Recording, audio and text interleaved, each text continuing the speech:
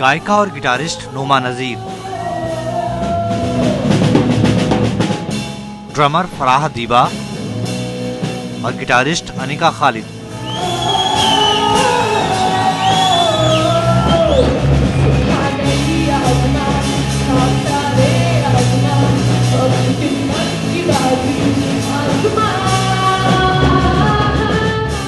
कश्मीर में लड़कियों के इस पहले रॉक बैंड प्रकाश की ये पहल कई लोगों को रास नहीं आ रही है। मुफ्ती बशरुद्दीन अहमद ने तो इसे गैर इस्लामी करार देते हुए रॉक बैंड के खिलाफ फतवा जारी कर दिया है।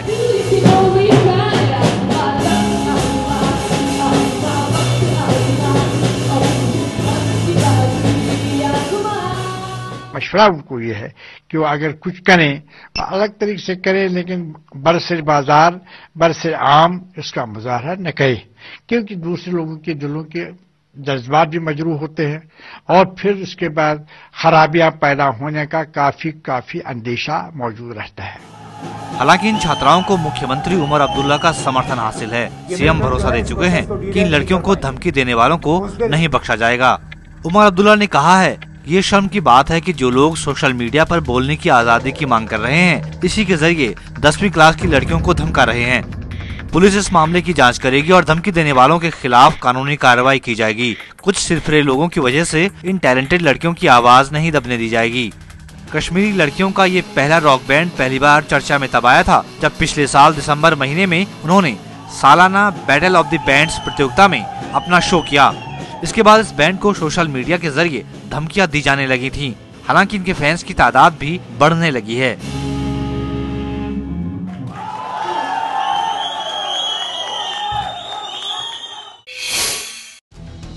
अभी ये तय नहीं हुआ है कि नरेंद्र मोदी इलाहाबाद में कुंभ मेले में आएंगे या नहीं, लेकिन ऐसी खबरों ने संतों को भी बांट दिया है। धर्मगुरु स्वामी अधोक्षजानंद को मोदी के दौरे और इसके इर्द गिर्द हो रही राजनीति पर सख्त ऐतराज है। उनका कहना है कि कुंभ किसी को पीएम बनाने के लिए नहीं है। यहाँ साधु संत पूजा पाठ के लिए, यज्ञ अनुष्ठान के लिए आए हैं, प्रधानमंत्री बनाने और गिराने के लिए नहीं आए।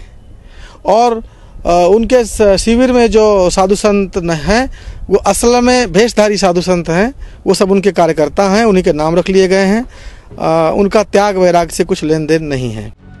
स्वामी अधोक्षजानंद का कहना है कि नरेंद्र मोदी को पहले गुजरात दंगों के लिए माफी मांगनी चाहिए।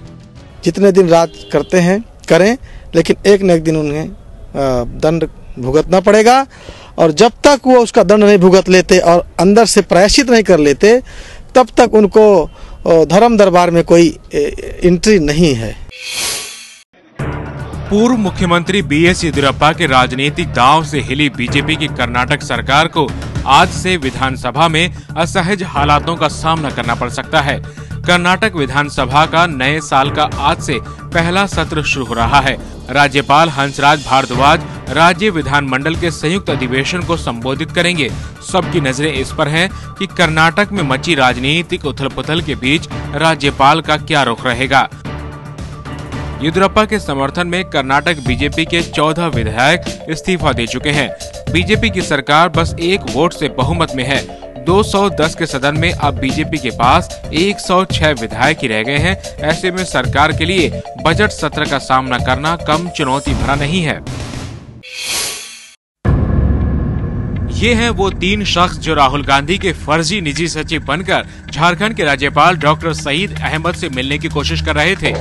पुलिस के मुताबिक इन्होंने राजभवन में फोन करके खुद को राहुल गांधी का पीएस बताया और राज्यपाल से मुलाकात का वक्त लेने की भी कोशिश की, लेकिन उससे पहले ये पुलिस के हत्थे चढ़ गए।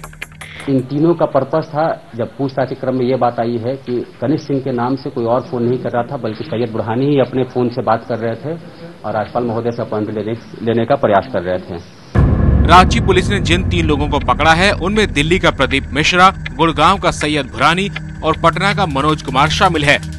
पुलिस के मुताबिक ये तीनों कुछ कोयला प्रोजेक्ट्स का ठेका लेने की फिराक में थे, जिसके लिए ये राज्यपाल से मिलना चाहते थे और इसलिए ये राहुल गांधी के फर्जी निजी सचिव बन गए। बेरमो करगली क्षेत्र में कोयला का उठाव का राज्यपाल महोदय का प्रभाव दिखा करके जो कोयला का उठाव होता है, जो लीगल उठाव होता है, उसमें प्रभाव दिखा करके उसमें हिस्सा चाह रहे थे और इसी के लिए बेसिकली राज्यपाल महोदय से मिलना चाह रहे थे। झारखंड में राष्ट्रपति शासन लगा हुआ है और इस वजह से आजकल वहां का कामकाज राजभवन से चल रहा है। नाबालिग की उम्र सीमा कम करने की मांग के समर्थन में आ गई हैं दिल्ली की मुख्यमंत्री शीला दीक्षित। दिल्ली गैंगरेप केस में एक आरोपी के नाबालिग साबित होने के बाद उसकी सुनवाई जुवेनाइल कोर्ट में होने के फैसले के बाद जुवेनाइल की उम्र सीमा कम करने की मांग उठी थी। अब शीला दीक्षित ने इसे समर्थन देते हुए न्यूज एजेंसी पीटीआई से कहा है, अगर आप अपराध की प्रकृति को आरोपी के जुवेनाइल और जुवेनाइल ना होने से जोड़ेंगे तो मेरे हिसाब से उससे अपराध की जांच में मदद मिलेगी। दिल्ली गैंगरेप पीड़ित के परिवार ने भी एक आरोपी के नाबालिग साबित होने के बाद ये सवाल उठाया था कि क्या एक शख्स सिर्फ इसलिए जल्दी छूट जाएगा क्योंकि उसका केस जुवेनाइल कोर्ट में चलेगा। पीड़िता का परिवार आरोपी को सजा की मांग कर रहा है। वो ऐसा इसलिए कह रहे हैं क्योंकि इस अपराध में शामिल सभी लोगों में वो शख्स सबसे ज्यादा आक्रामक था। क्या हम उसे जुवेनाइल होने की वजह से छोड़ दें? उसने जो किया वो एक बालिग शख्स भी नहीं करता। आपको बता दें कि इस घटना के बाद बनी जस्टिस वर्मा कमेटी ने भी जुवेनाइल की उम्र सीमा 18 से घटाकर 16 करने की मांग नामंजूर कर दी थी।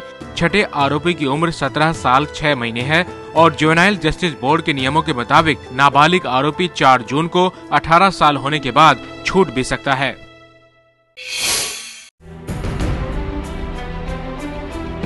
महिला अपराध के खिलाफ कानून कड़ा करने की जस्टिस वर्मा कमेटी की सिफारिशों पर आज संसद की स्थायी समिति चर्चा करेगी।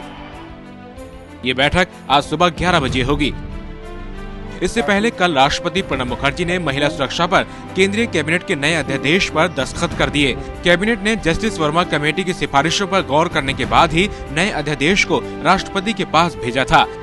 कैबिनेट ने जस्टिस वर्मा कमेटी की कई सिफारिशों को नए अध्यादेश में शामिल किया है। नए अध्यादेश में पीड़ित की मौत पर फांसी की सजा, गैंगरेप में उम्र कैद और तेजाब के हमले की वारदात में 10 साल तक की सजा का प्रावधान है। आज होने वाली बैठक में गृह मंत्रालय के अधिकारी कमेटी को ये भी बताएंगे कि अध्यादेश में वर्मा कमेटी की कुछ सिफारिशों को शामिल क्यों नहीं किया गया। दरअसल कई संगठनों ने ये आरोप लगाया है कि अध्यादेश में वर्मा कमेटी की कई अहम सिफारिशों को नजरअंदाज किया गया। जैसे एक सिफारिश थी कि अगर कोई जांच अधिकारी अपराध की शिकायत दर्ज नहीं करता है तो उसे 5 साल की सजा मिलनी चाहिए, लेकिन सरकार ने बस 1 साल की सजा का प्रावधान किया है। एक सिफारिश थी कि जज समेत ऊंचे पदों पर बैठे किसी पदाधिकारी के खिलाफ कार्रवाई के लिए सरकार से अनुमति लेने की बाध्यता नहीं होनी चाहिए, लेकिन सिफारिश को माना नहीं गया। इसी तरह यौन अपराधों का सामना कर रहे नेताओं पर अदालत के संज्ञान लेते ही उनके चुनाव लड़ने पर रोक लगने की सिफारिश पर सरकार ने चुप्पी साध ली।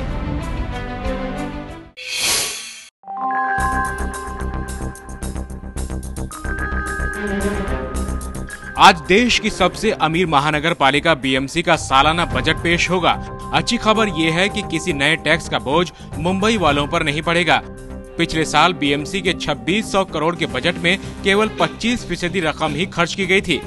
पिछले साल बजट में सड़कों के लिए 1748 करोड़ रुपए का प्रस्ताव था, जिसमें से केवल 574 करोड़ रुपए ही खर्च हो पाए। मुंबई के मेयर सुनील प्रभु के मुताबिक किसी तकनीकी खराबी की वजह से पूरी रकम खर्च नहीं हो पाई। हालांकि इस साल स्वास्थ्य, पानी, सीवर के रखरखाव पर रकम खर्च की जाएगी। साथ ही मुंबई के समंदर में किरनाला के पास से गुजरने वाली कोस्टल रिंग रूट के लिए भी रकम का प्रावधान किया गया है। किसी भी तरह से नया कर मुंबई वासियों को ऊपर नहीं लगाया जाएगा। हेल्थ की जो इंफ्रास्ट्रक्चर है उसको हम डेवलप करेंगे। मुंबई के रोड्स हम बनाएंगे। हम मुंबई के कोस्टल रोड्स को बजट में प्रोविजन किए है। वाटर सीवरेज ट्रीटमेंट प्लान हम बना रहे हैं।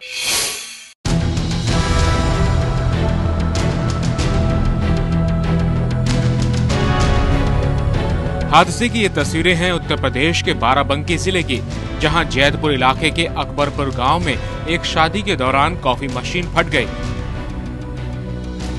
इस हादसे में कॉफी बनाने वाले युवक की मौत हो गई, जबकि 5 बाराती घायल हो गए। विस्फोट इतना जबरदस्त था कि कॉफी मशीन और मेज के पास रखे सामान के परखच्चे उड़ गए और कॉफी बनाने वाले 23 साल के सुधीर की मौत हो गई। इस घटना में घायल 5 लोगों को अस्पताल में भर्ती कराया गया है। यहाँ तो चल रहा है कॉफी वाली मशीन। हाँ।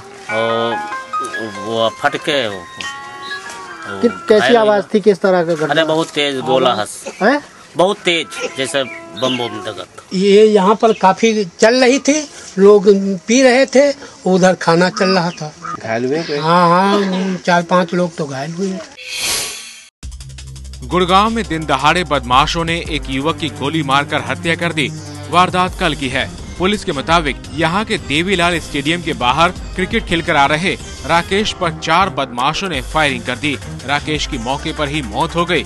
पुलिस के मुताबिक चारों बदमाश एक गाड़ी और एक मोटरसाइकिल पर सवार थे। पटना सिटी के शरीफागंज इलाके में 2 गुटों की लड़ाई का खमियाजा एक 10 साल के बच्चे को भुगतना पड़ा। पुलिस के मुताबिक राजा नाम का बच्चा पानी लाने के लिए नल के नजदीक खड़ा था। उसी दौरान मौके पर 2 गुटों में झगड़ा शुरू हो गया। एक गुट ने दूसरे पर तेजाब से हमला किया, जो पास ही में खड़े मासूम राजा की आंखों में गिर गया।